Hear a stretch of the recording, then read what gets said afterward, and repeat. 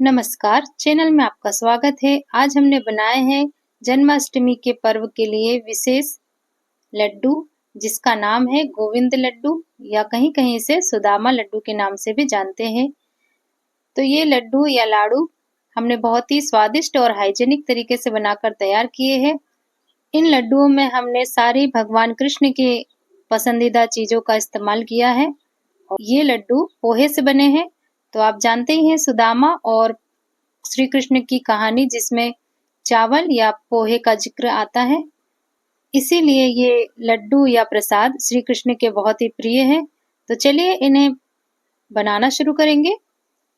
Channel पर अगर नए आए हैं तो हमारे चैनल को सब्सक्राइब करें और बेल आइकन पर भी प्रेस कर दीजिए ताकि हमारे नोटिफिकेशन आपको मिल सके। गोविंद लड्डू या भगवान कृष्ण का प्रसाद बनाने के लिए हमने यहाँ 2 कटोरी मोटा पोहा ले लिया है।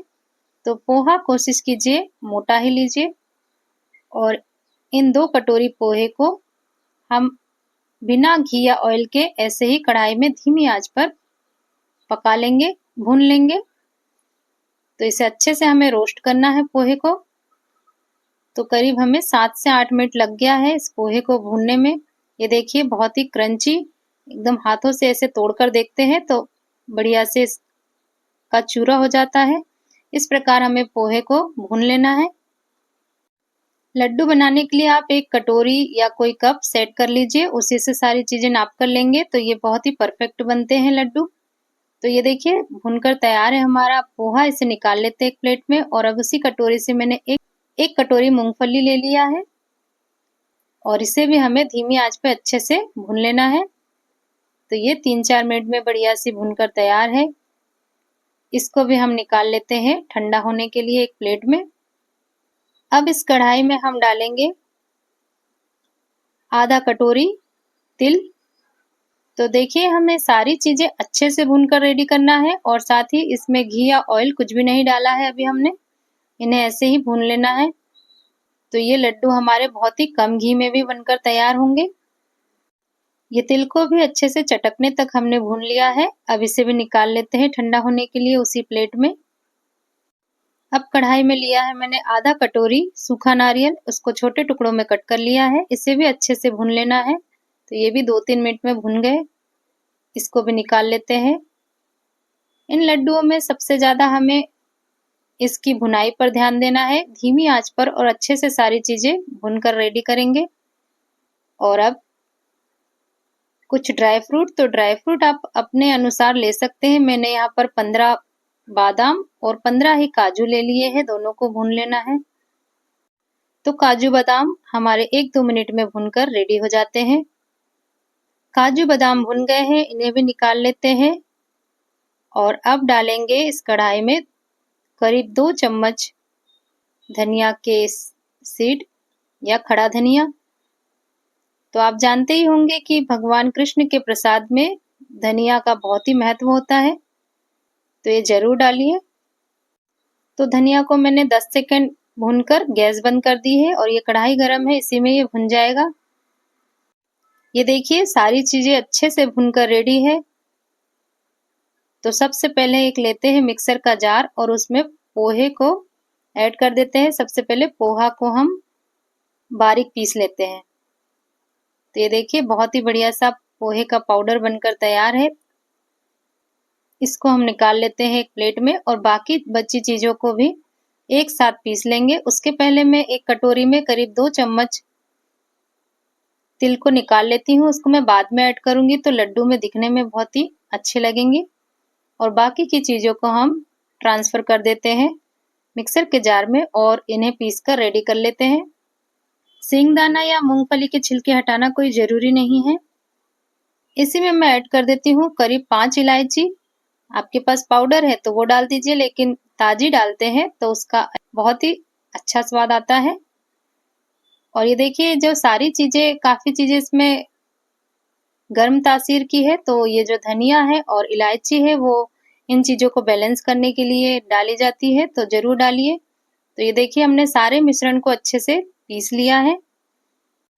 अब बारी आती है इसे मीठा करने की। तो आप चाहे तो इसमें डेट्स मिलाकर मीठा कर सकते हैं या आधे डेट्स और आधा गुड़ मिलाकर भी इसे मीठा किया जा सकता है। मैं यहाँ पर 1 कटोरी गुड़ का यूज करूंगी, तो ये गुड़ मैंने ऐड कर दिया और साथ में ये पोहे को भी ऐड कर लेते हैं इसी मिक्सर के जार में और एक बार अच्छे से इसे घुमा लेते हैं ताकि सारी चीजें अच्छे से मिक्स हो जाए। और साथ ही कुछ 2-3 टेबल स्पून मैंने घी गर्म कर लिया है और ये मिश्रण को देखो हमने अच्छे से पीस कर रेडी कर लिया। इसे निकाल लेते हैं एक ट्रे में। तो ये देखिए ट्रे में ऐड करने से अच्छे से मिक्स करने में प्रॉब्लम आएगी, तो अभी मैंने इस मिश्रण को ट्रांसफर कर दिया एक बाउल में ताकि हमें मिक्स करने में आसानी हो।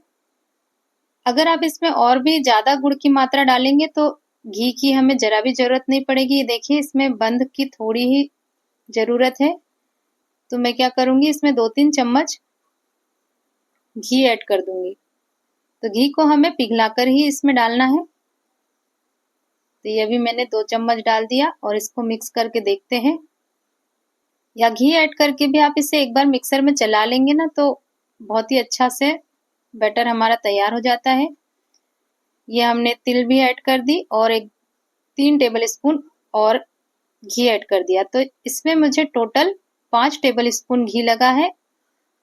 इतने में हमारे लड्डू अच्छे से बनकर रेडी हो गए थे। ये देखिए बढ़िया सा अभी इसमें बंद आ गया है और अब थोड़ा थोड़ा मिश्रण उठाकर हम लड्डू बनाना शुरू करते हैं। और साथ में गार्निशिंग के लिए मैं यहाँ पर पिस्ता की कतरन लगा देती हूँ जिससे ये दिखने में और भी अच्छे लगेंगे। ये देखिए बहुत ही आसानी से हमारे लड्डू बनकर के तैयार हो रहे हैं। तो मार्केट में तो कई प्रकार की मिठाइयाँ मिल जाती है, परंतु घर पर हम बहुत ही हाइजेनिक तरीके से और हमें पता होता है कि हम कितनी चीजें कितनी मात्रा में ऐड कर रहे हैं। और ये लड्डू बच्चों से लेके बूढ़े तक सभी खा सकते हैं क्योंकि हमने इसे गुड़ से बनाया है। तो ये बहुत ही स्वादिष्ट होने के साथ साथ बहुत ही पौष्टिक भी है।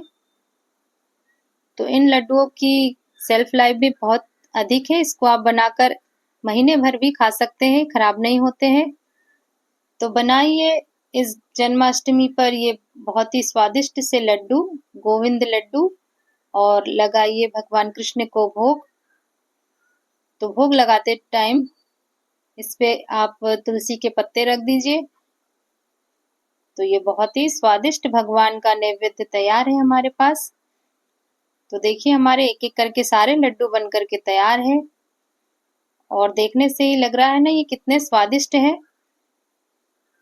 और ये आखिर का लड्डू, इसमें मैं सारे पीसेस डाल देती हूँ पिस्ता के बचे हुए और मिक्स करके हम एक लड्डू और बना लेते हैं। इस प्रकार हमारे सारे लड्डू तैयार हैं। तो मैं आगे इन्हें तोड़कर भी दिखाऊंगी। तो बोलिए हाथी घोड़ा पाल की, जय कन्हैया लाल की। तो ये हमारा बहुत ही स्वादिष्ट सा नैवेद्य या लड्डू तैयार है भगवान कृष्ण के लिए।